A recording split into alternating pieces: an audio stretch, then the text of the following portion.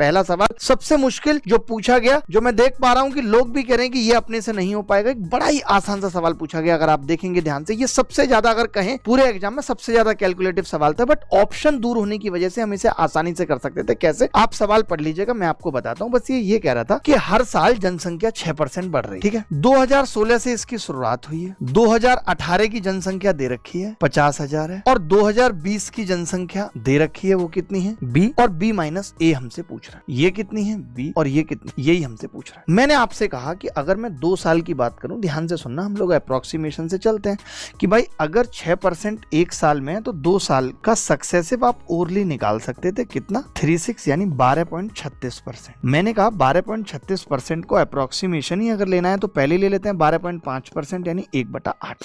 यानी मैं ये कह सकता हूं 2 साल में 1/8 हो रहा है, 8 से 9 2 साल में। तो मैं कह सकता हूं कि इन 4 साल में कितना होगा? अगर 2 साल में 8 से 9, यहां से मैं ये तो कह सकता हूं ना 8 से 9 2 साल में, तो 4 साल में 8 का स्क्वायर यानी 64 से 81 हो जाएगा।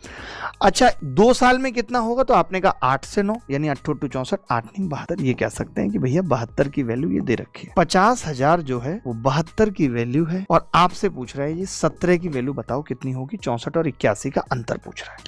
लगभग अगर आप देखें तो ये 17 से कितनी बार कट रहा है? 17 चौका 68। 4 पॉइंट कितनी बार कट रहा है? तो आप कहेंगे 17 चौका 68, 4 और बचेगा, 17 दूनी 34, 4.2 बार।